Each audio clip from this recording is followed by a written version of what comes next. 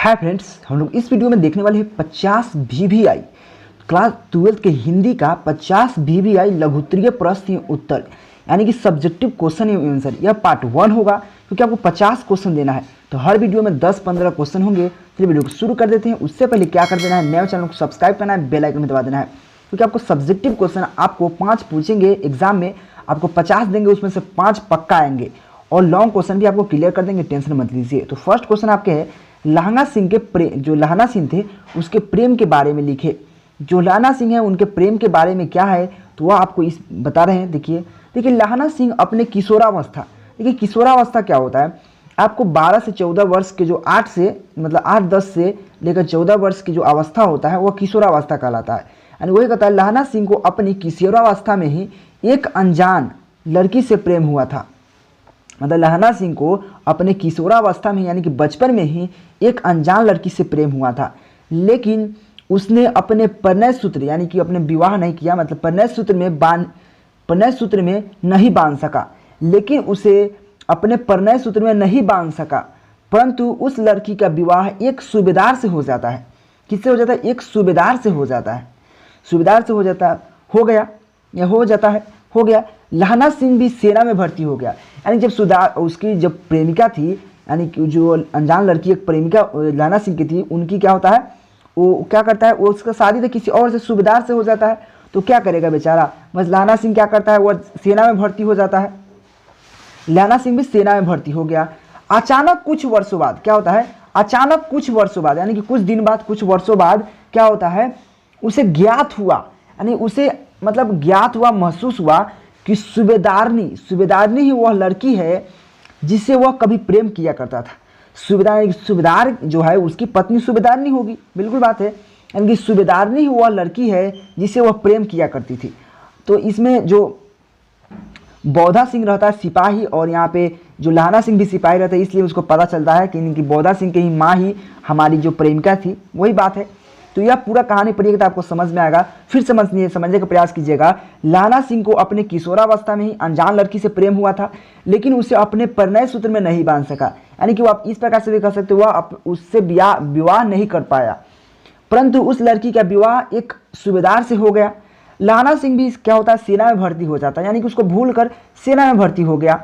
अचानक कुछ वर्षों बाद उसे ज्ञात होता है, उसे महसूस होता है कि सूबेदारनी ही वह लड़की है जिसे वह कभी प्रेम किया करता था। तो यह क्वेश्चन आपको 2010 और 2014 में क्वेश्चन पूछ रखा है, तो बहुत इंपॉर्टेंट क्वेश्चन है।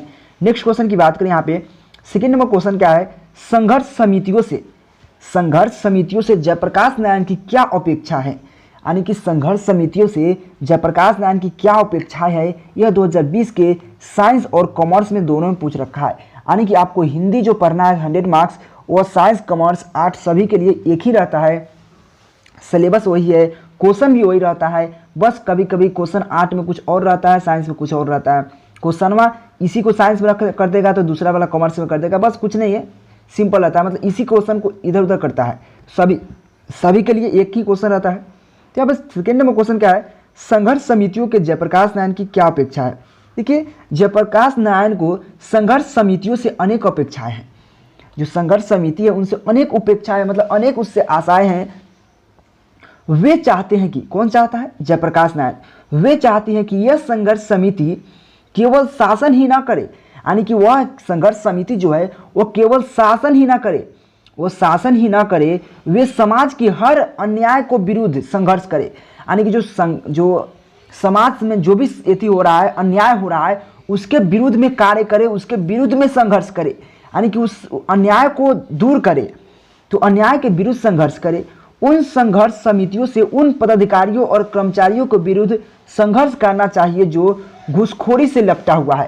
यानी कि जयप्रकाश नारायण कहते हैं उन संघर्ष समिति, यानी कि वो जो संघर्ष समिति है उनको उन पदाधिकारियों, यानी कि उन पदाधिकारियों और कर्मचारियों को विरुद्ध, मतलब उस कर्मचारी और पदाधिकारियों के बीच एक्शन लेना चाहिए, यानी कि कार्य करना चाहिए, जो घूसखोरी यानी कि घूसखोरी में लिपटे हुए हैं, जो घूसखोरी लेते हैं, जो भोले भाले जनता को शोषण करते हैं, जो भोले भाले जनता से पैसा लूटते हैं, उसके विरुद्ध शासन करना चाहिए।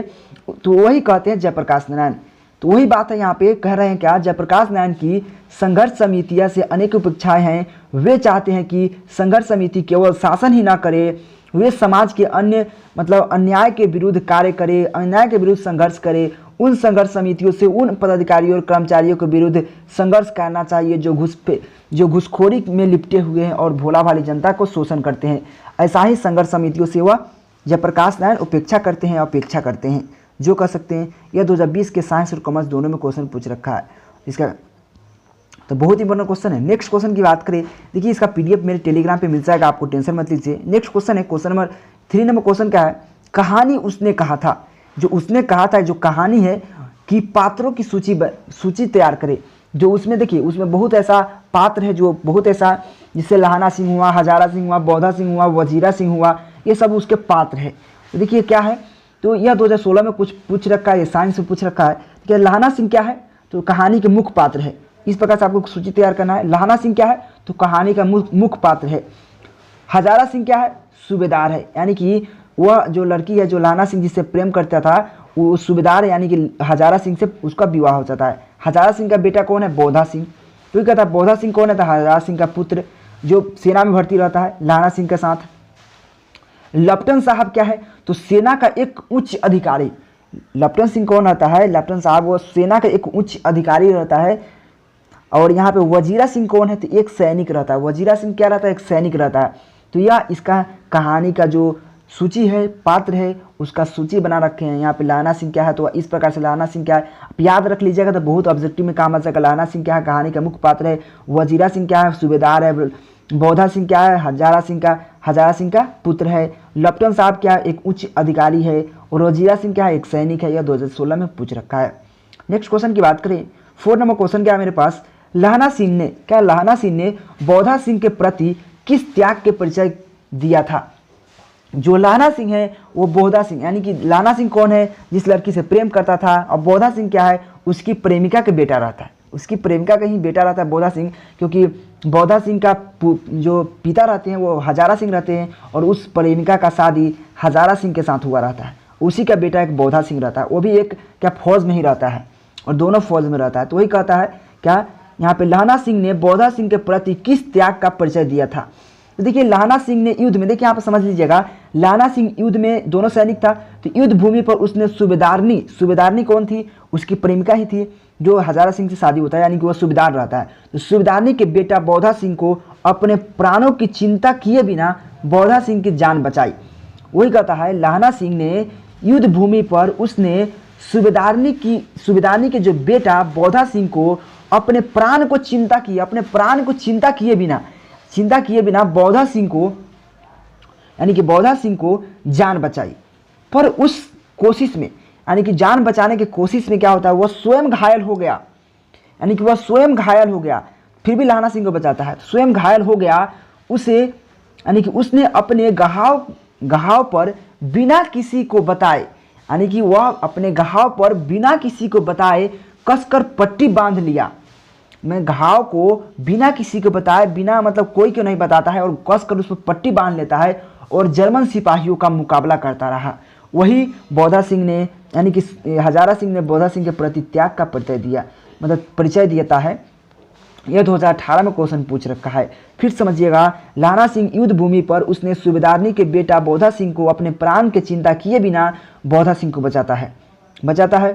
उसको बचाते समय क्या होता है, वह स्वयं घायल हो जाता है, और वह घाव को बिना किसी को बताए उस पर कसकर पट्टी बांध लेता है और जर्मन सिपाहियों का मुकाबला करता रहता है। यानी कि देखिए सिपाही का क्या यथी होता है। तो नेक्स्ट क्वेश्चन की बात करें, 5 नंबर क्वेश्चन क्या है, ये बहुत इजी क्वेश्चन है, बहुत इंपॉर्टेंट क्वेश्चन है। 2021 में क्वेश्चन या साइंस और कॉमर्स में पूछ रखा है। क्या है देखिए, जयप्रकाश नारायण की पत्नी का क्या नाम था। जयप्रकाश नारायण की पत्नी का क्या नाम था, वह किसकी पुत्री है। देखिए जयप्रकाश नारायण की पत्नी का नाम श्रीमती प्रभावती देवी है।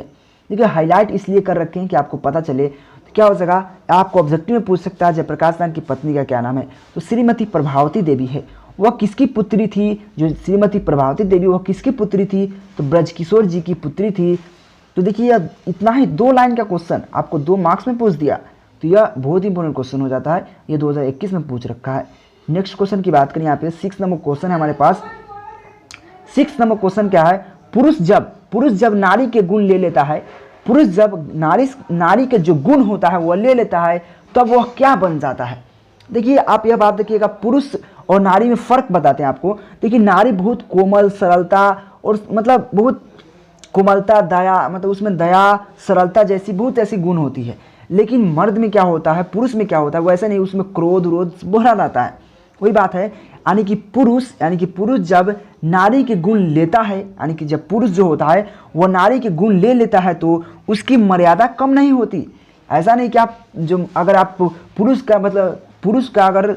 नारी का गुण आपके में हो जाए, आप भी कोमलता, सरलता, दयापूर्ण हो जाए तो आपकी मर्यादा कम नहीं होती, बल्कि उसकी पूर्णता में वृद्धि होती है। क्या होती है, उसकी पूर्णता में वृद्धि होती है। पुरुष अगर नारी की कोमलता, दया, सरलता जैसी गुण अपनी में ले यानी कि अपनी में ले आए तो उसकी जीवन में पूर्णता का बोध होता है। यह बात कहते हैं पुरुष के नायक उसका क्या बन जाता है, यानी कि गुण ले ले तो वह तब वह क्या बन जाता है। मतलब पुरुष जब भी नारी का अगर गुण ले ले तो वह क्या बन जाएगा, उसमें कोई फर्क नहीं होगा। उसकी बुद्धि यानी कि उसकी पूर्णता बढ़ जाएगी, उसका पूर्णता का बोध बढ़ जाएगा, यही कहता है। तो जब पुरुष नारी के गुण ले ले तो उसकी मर्यादा में कोई कमी नहीं होता, कम नहीं होती, बल्कि उसकी पूर्णता में वृद्धि होती है। पुरुष अगर नारी की कोमलता, दया, सफलता जैसी, सरलता जैसी गुण अपनी में ले ले, अपनी में उतार ले तो क्या हो जाएगा, उसकी जीवन में पूर्णता का बोध होता है। यह 2012 में क्वेश्चन पूछ रखा है, इंपॉर्टेंट क्वेश्चन है। नेक्स्ट क्वेश्चन की बात करें यहाँ पे, बुद्ध ने आनंद से क्या कहा। जो बुद्ध है वह आनंद से क्या कहते हैं, वह क्वेश्चन है। देखिए यहाँ पे बुद्ध ने आनंद से एक ही बात कहते हैं कि वह जिसने अगर नारी को क्या भिक्षुनी बनाने के अधिकार दिए हैं ना, वह देकर उसने गलती कर दी है। अगर ऐसा नहीं करते तो उनका जो धर्म चलाया गया था, बौद्ध धर्म, वह 5000 वर्षों तक चलता है। लेकिन ऐसा करने से उनका जो धर्म होता है वह 500 वर्षों तक ही चल पाएगा, वही वह कह पाते हैं। समझ रहे। तो देखिए यहाँ पे बौद्ध ने एक दिन आनंद से कहे कि बौद्ध ने एक दिन आनंद से कहा कि मैंने अपने संग नारियों की भिक्षुनी होने की अधिकार देकर एक अच्छा काम नहीं किया। मतलब एक हम अधिकार जो देकर अच्छा नहीं किए हैं। बिल्कुल सही है, अगर कोई आदमी अगर नारी को भिक्षुनी होने के अधिकार दे दे तो वो अच्छा बात है क्या, नहीं है। तो ये बौद्ध ने कहा है कि एक दिन आनंद से कहा कि मैंने अपने संग नारियों की भिक्षुनी होने की अधिकार देकर अच्छा नहीं किया है। मैंने जो धर्म चलाया था वह 5000 वर्षों तक चलने वाला था, पर अब वह केवल कितनी वर्षों तक, 500 वर्षों तक ही चल पाएगा। इसी कारण बस यह आनंद से वह बात कहते हैं। यह भी 2020 में क्वेश्चन पूछ रखा है, 8 में पूछा है लगभग, यह साइंस में पूछा है, यह ध्यान नहीं दिए हैं, लेकिन 2020 में क्वेश्चन जरूर पूछा है BSEB में। नेक्स्ट क्वेश्चन की बात करें यहाँ पे 8 नंबर क्वेश्चन क्या है हमारे पास। 8 नंबर क्वेश्चन क्या है, जयप्रकाश नारायण किस प्रकार का नेतृत्व देना चाहते थे। जो जयप्रकाश नारायण थे वह किस प्रकार का नेतृत्व देना चाहते थे अपने जनता को। तो देखिए आंदोलन के नेतृत्व के समय जयप्रकाश नारायण कहते हैं, जो आंदोलन के नेतृत्व के समय जयप्रकाश नारायण कहते हैं, सबकी सलाह लूँगा, सबकी बात सुनूंगा, छात्रों की बात जितना भी ज़्यादा होगा, जितना भी समय मेरे पास होगा उनसे बहस करूंगा, यानी कि उनसे बहस करूंगा, समझूंगा, उनसे बहस करूंगा और समझूंगा और अधिक से अधिक बात करूंगा। लेकिन सबका बात स्वीकार करूंगा, लेकिन क्या होता है, फैसला मेरा होगा। यानी कि सबका बात सुनूंगा, सबसे सलाह लूंगा, छात्रों का बात सुनूंगा, जितना समय होगा छात्रों के साथ टाइम स्पेंड करूंगा, लेकिन सबका बात स्वीकार करूंगा, लेकिन मेरा फैसला होगा। यही जयप्रकाश नारायण अपने जो नेतृत्व चाहते हैं, यानी कि जयप्रकाश नारायण किस प्रकार का नेतृत्व चाहते हैं, तो अपना जैसा वो अपने सोचकर चलना चाहते हैं। तो ये कहता है आंदोलन के नेतृत्व में, यानी कि आंदोलन के नेतृत्व के संबंध में जयप्रकाश नारायण कहते हैं, मैं सबका सलाह लूँगा, सबकी बात सुनूंगा, छात्रों की बात जितना भी ज़्यादा होगा, जितनी भी समय मेरे पास, यानी कि जितनी भी मेरे पास समय होगा, डबल समय लिखा गया है, समय होगा, उनसे बहस करूंगा, समझूंगा और अधिक से अधिक बात करूंगा। यानी कि उनसे समझूंगा, बात करूंगा और सबका बात स्वीकार करूंगा, लेकिन फैसला मेरा होगा, लेकिन फैसला मेरा होगा, यानी कि जयप्रकाश नारायण का होगा। यह 2020 में क्वेश्चन पूछ रखा है, इंपॉर्टेंट क्वेश्चन है, जरूर याद कीजिएगा आप। नेक्स्ट क्वेश्चन की बात करें, यहाँ पे 9 नंबर क्वेश्चन क्या है, यहाँ पे देखिए, मानक स्वयं को बहसी एवं जानवर से भी बढ़कर क्यों कहता है। जो मानक है वह बहसी एवं जानवर से भी बढ़कर, यानी कि उससे भी बढ़कर क्यों कहता है। देखिए क्यों कहता है, देखिए मानक दुश्मन, यानी कि मानक का दुश्मन सिपाही, जो मानक है उसका दुश्मन सिपाही मानव को मारने उसके घर तक आ गया। जो मानक है उसको मारने उसके घर तक आ जाता है, उसके घर तक आ गया। वह मानव को बार बार बहसी और जानवर कहता है। जो सिपाही है उसको मानव को बार बार बहसी और जानवर कहता है। मानव अपने को अच्छी तरह जानता है, जो मानव है वह अपने को, जो मानक है वह अपने को अच्छी तरह जानता है कि वह ना तो बहसी है और ना जानवर है, ना वह तो बहसी है और ना जानवर है। वह अपनी बहन की शादी के लिए फौज में भर्ती हुआ है, नहीं तो वह फौज में कभी भर्ती नहीं होता, वह अपने आप को कहता है। देखिए फिर समझिएगा, मानव को मारने, यानी कि मानव के दुश्मन सिपाही मानव को मारने उसके घर तक आ गया, उसके घर तक आ गया। वह मानव को बार बार बहसी और जानवर कहता है। सिपाही जो है मानव को बार बार बहसी और जानवर कहता है, और मानव को पता है, मानव को यह अच्छी तरह पता है, वह अच्छी तरह जानता है कि वह न तो बहसी है और न जानवर है। वह बहन की शादी के लिए ही फौज में भर्ती हुआ है, नहीं तो वह फौज में भर्ती नहीं होता। ये भी 2020 के साइंस और कॉमर्स में क्वेश्चन पूछ रखा है, इंपॉर्टेंट क्वेश्चन है। यानी कि नेक्स्ट क्वेश्चन की बात करें, यहाँ पे नेक्स्ट क्वेश्चन 10 नंबर क्वेश्चन क्या है, ये 10 नंबर क्वेश्चन 8 में पूछा गया। ऐसा नहीं कि 8 में पूछ दिया तो कॉमर्स में नहीं पूछ सकता, साइंस में नहीं पूछ सकता, बिल्कुल पूछ सकता है। यह इंपॉर्टेंट क्वेश्चन है। बातचीत, यानी कि बातचीत की कला अर्थ, आर्ट ऑफ कन्वर्सेशन क्या है। बातचीत का कला अर्थ, आर्ट ऑफ कन्वर्सेशन क्या है। देखिए आर्ट ऑफ कन्वर्सेशन यूरोप के लोगों के लिए एक सुलभ सुखमय, यानी कि एक सुलभ सुखमय बनाने का बहुत बड़ा मतलब भूमिका था। देखिए आप देखिए, यूरोप के लोगों का आर्ट ऑफ कन्वर्सेशन जगत प्रसिद्ध है। यानी क्या है, जो आर्ट ऑफ कन्वर्सेशन यूरोप के लोगों में जगत प्रसिद्ध है। पारिवारिक और सामाजिक जीवन की सुलभ और सुखद बनाने में इसका बहुत बड़ा महत्व है। जो आर्ट ऑफ कन्वर्सेशन है वह जो पारिवारिक और सामाजिक सुलभ और सुखद बनाने में बहुत बड़ा इसका महत्व है। क्या बहुत बड़ा इसका महत्व है, समझिएगा, बहुत बड़ा महत्व है। देखिए अगर बात आप मेरी ध्यान सुनिएगा तो आपको याद हो जाएगा, बहुत बड़ा महत्व है। आर्ट ऑफ कन्वर्सेशन का अर्थ वार्तालाप की कला, कलात्मक दृष्टिकोण से तेज बुद्धि, यानी कि वार्तालाप की कला, कलात्मक दृष्टिकोण से तेज बुद्धि, सही शब्द उच्चारण, सकारात्मक भाव की श्रृंखलता, यानी कि श्रृंखलता आवश्यक है। यहाँ पे समझिएगा, यानी कि आर्ट ऑफ कन्वर्सेशन से क्या होता है, वार्तालाप की कला, कलात्मक दृष्टिकोण से तेज बुद्धि, अब इससे प्राप्ति होता है शब्द उच्चारण, यानी कि शब्द का उच्चारण करना आप सीख सकते हैं, सकारात्मक भाव की श्रृंखलता आवश्यक है। ऐसे तो सभी बातचीत करते हैं, ऐसे तो सभी आपस में बातचीत, हम लोग भी बातचीत आपस में करते हैं, लेकिन कहाँ पे कौन शब्द सही है कौन शब्द गलत है हमको पता नहीं होता। वही बात कहते हैं, यानी कि ऐसे सभी, यानी कि आपस में बातचीत करते हैं, परंतु कोई सफल हो पाता है, कोई सही शब्दों का उच्चारण कर पाता है, सही शब्दों बोल पाता है, उसको दृष्टिकोण यानी कि तेज बुद्धि से सही शब्द उच्चारण कर पाता है, वार्तालाप की कला बता पाता है। यह सब कोई ही कर पाता है, सभी के बस की बात नहीं है। वही कहता है यूरोप के लोगों में आर्ट ऑफ कन्वर्सेशन जगत प्रसिद्ध है। पारिवारिक और सामाजिक जीवन की सुलभ सुखमय बनाने में इसका बहुत बड़ा महत्व है। आर्ट ऑफ कन्वर्सेशन का अर्थ वार्तालाप की कला, यहाँ पे कलात्मक दृष्टिकोण से तेज बुद्धि, सही शब्द उच्चारण, सकारात्मक भाव श्रृंखलता आवश्यक है। ऐसे में सभी बातचीत करते हैं, परंतु कोई सफल हो पाते हैं। यह 2011 की 8 में क्वेश्चन पूछ रखा है। ऐसा नहीं कि 8 में पूछा साइंस में नहीं पूछेगा, क्योंकि देखिए आर्ट कॉमर्स साइंस के लिए सभी के लिए हिंदी का सिलेबस एक ही रहता है, बस आर्ट के लिए क्वेश्चन थोड़ा अलग हो जाता है। क्वेश्चन वही रहता है, क्वेश्चन मतलब आपको इसमें यह पूछ दिया तो उसमें वो पूछेगा, तो इसलिए इंपॉर्टेंट क्वेश्चन हो जाता है। तो आपको वीडियो कैसा लगा जरूर बताइएगा, क्योंकि यह पार्ट 1 है, इसके बाद पार्ट 2 आएगा, आपको पार्ट 5 तक मिलेगा, यानी कि 50 आपको सब्जेक्टिव क्वेश्चन दिया जाएगा, शॉर्ट क्वेश्चन, उसके बाद लॉन्ग क्वेश्चन भी मिलेगा, टेंशन मत लीजिए। तो वीडियो कैसा लगा जरूर बताइएगा, नया चैनल को सब्सक्राइब कीजिएगा, बेल आइकन में दबा दीजिएगा, तो आपको इसी प्रकार से वीडियो मिलते रहते हैं। तो तो thank you watching for this video. अगर वीडियो पसंद है तो प्लीज़ लाइक, कमेंट, सब्सक्राइब और दोस्तों को जरूर शेयर कीजिएगा। Thank you.